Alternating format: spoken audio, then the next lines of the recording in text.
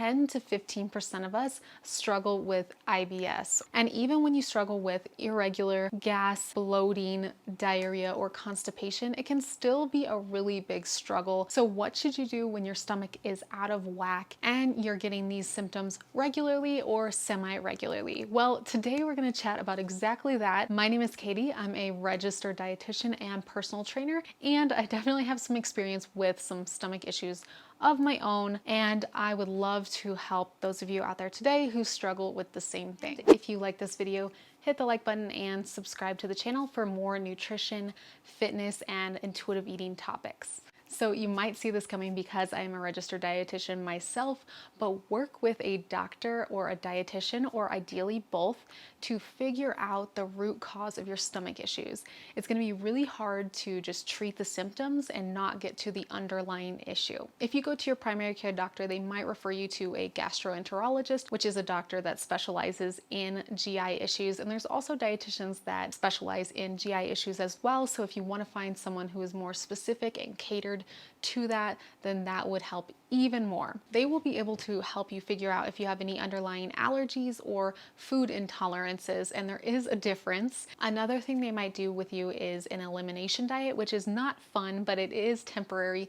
And that is when you take out a lot of the variety in your diet and you stick to just main foods that really don't have a whole lot of impact typically on the average person's stomach. They're pretty easy to digest, and then you slowly incorporate more and more foods and log and track how you react to those foods. So again, not the most fun thing, but you do this over a several week, probably several month period of time, and figure out what foods don't really work well with your stomach, and then in theory you can eliminate them or reduce them from your diet as long as you're not allergic. If you're allergic, then you should completely eliminate them from your diet, but if you are just intolerant and have a hard time digesting them, then you can kind of make that decision on your own of whether or not you want to keep incorporating that sometimes or just eliminate it entirely. Dietitians are not here to be the food police, so we're never going to tell you that you can't have something unless it's actually dangerous to your health. Last note on this first point, I know there are a lot of at-home allergy tests or food intolerance tests out there, and I feel like there's just not a whole lot of research on them, and sometimes they can lead people to restrict far more than they really need to. So as of now, and with the science and the research that I've seen so far, I'm not totally sold on these at-home allergen tests, so use those with a grain of salt, and I would prefer to spend my money working with a dietitian for a couple sessions versus spending money on a test that's just going to tell me to restrict a lot of things and doesn't have a lot of scientific evidence behind it. That's my 2 cents, but of course you have the autonomy to make your own decisions. The next tip I have for you is to eat slowly and thoroughly. A lot of people think that digestion starts in the stomach. It actually starts in your mouth with mastication. And yes, I said that right. Mastication is the act of chewing your food. Your saliva actually has enzymes in it to help break down food, so it starts in your mouth. If you're eating really fast, you're being a little mindless with your eating, and you're swallowing large chunks of food, then actually you're gonna have a really hard time digesting that food. It's going to make it a lot more uncomfortable and a lot harder for your stomach and the whole process of the GI tract to digest and absorb that food properly. So if you learn one thing from this video, digestion starts in your mouth, so make sure to chew mindfully. Now I feel like I don't need to say this, but I'm gonna say it anyway for those small percentage of people out there. You don't need to get weird about this. You don't need to chew weirdly slow, or you don't need to chew for like 60 seconds every bite. It doesn't have to be that weird. It doesn't have to be that crazy. And honestly, that kind of would veer on the side of being a little more obsessive than we want to be towards food. So don't make it crazy. You don't have to count your chews. Just make sure you're mindful in the moment when you're eating food. That's all you need. The next tip I have for you, if you're having trouble digesting food or your stomach's feeling out of whack when you're eating certain foods, is to try a digestive enzyme. Now, our body naturally has enzymes. As I mentioned, you have some enzymes in your mouth to help digest a little bit before it even gets to your stomach, and then you have even more digestive enzymes in your stomach. So you have a lot of things in your body naturally to help break down food. But some people can have some imbalances, and some people can just use the help of a digestive enzyme, which is an enzyme in supplement form that's designed to help you even more so break down food. That can be really helpful for some people who have maybe lower levels of enzymes in their body, or They just feel the need to it. You don't really have to have a scientific test to know if you need enzymes. It's just something that you can kind of feel intuitively if you're always having issues, for example, digesting beans or cruciferous vegetables like broccoli and cauliflower. If you've ever heard of Beano is something that helps break down hard to digest foods, so that can be one option. I will also leave a link to one that I've used in the past. I don't use an enzyme anymore, but in my eating disorder recovery, I did have a lot of digestive issues, so I found that I really needed to have the enzyme a lot of times at the start of that. So I will leave a link to my favorite in the comment section below so you can have access to that. The next tip I have is to check the food label for certain ingredients that can irritate your stomach. The most common ones that I have heard of and the most common ones that I have experienced with myself are sugar alcohols and chicory root. Chicory root is the absolute worst. I have such a hard time digesting it, and I'm definitely not the only person on this earth. If you've ever heard of Fiber One bars, which I'm sure you have, that is what's in Fiber One bars that makes them have more fiber. It's an artificial fiber that gets added into foods, and there's nothing like inherently wrong with it necessarily. It's just that it causes excessive amounts of bloating and gas in most people. Some people are probably less sensitive, but I am very sensitive to it. I honestly steer clear of any foods that have chicory root because I find that even a small amount of chicory root really irritates my stomach a ton for like 24 hours minimum. So I steer clear of it completely. Sugar alcohols are kind of a hit or a miss.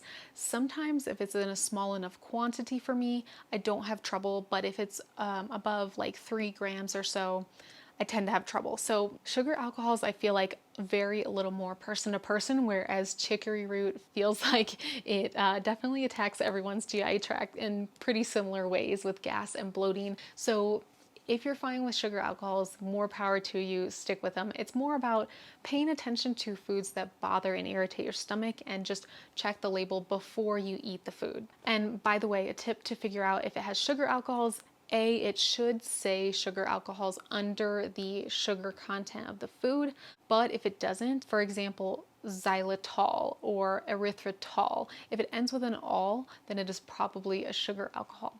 So that's an easy way to remember it. My fourth tip is to reduce fiber and build it back up. Now, fiber is a great thing, and it's something that a lot of Americans don't get enough of. So I honestly hesitated putting this tip in there to begin with because most of us are not having excessive amounts of fiber.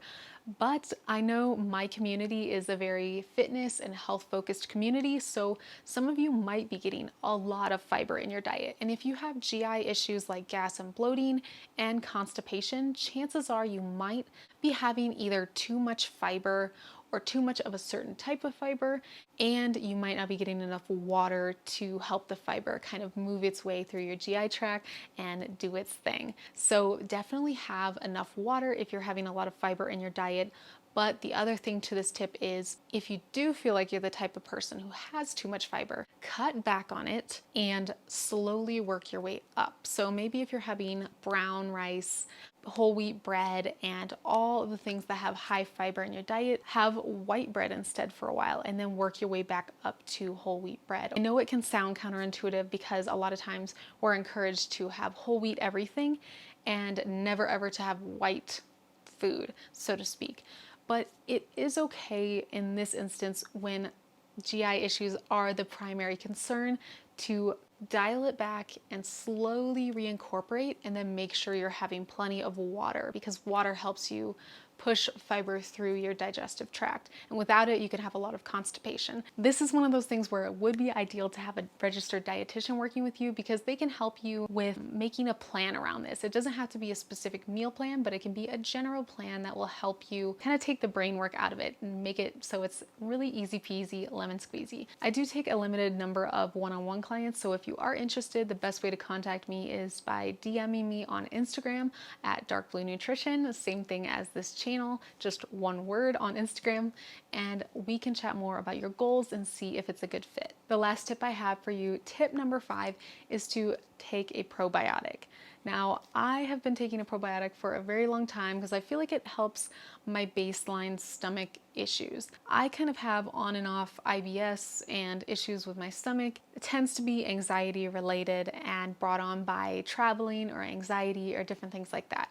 But I find when I have a probiotic more regularly in my routine, in my supplement routine, that I just have an easier time when stress hits dealing with the issues that come with it. So it's not a quick fix. It does take time for your probiotics to get your gut more balanced out and to start working for your system. So give it time, maybe 1 to 2 months, and see how it works for you. I'm gonna leave my favorite probiotic in the description box below, or actually a couple, because there have been a couple that have worked for me at different price points in my lifetimes. So I will leave that in the description box below, along with the enzymes that I mentioned earlier in the video. So let me know in the comment section below, what tip are you going to incorporate into your routine, and what has worked for you for helping lessen GI symptoms.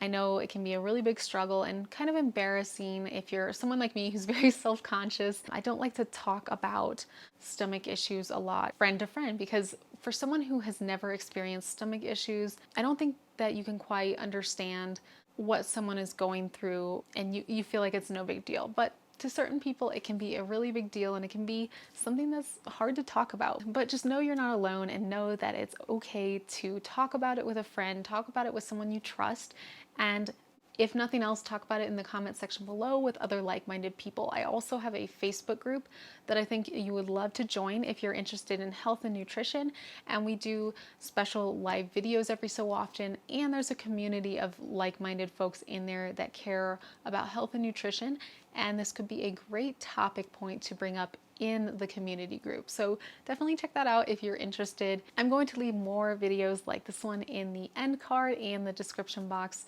so definitely check those out. Thanks so much for hanging out with me today, and I will see you in the next video. Bye guys.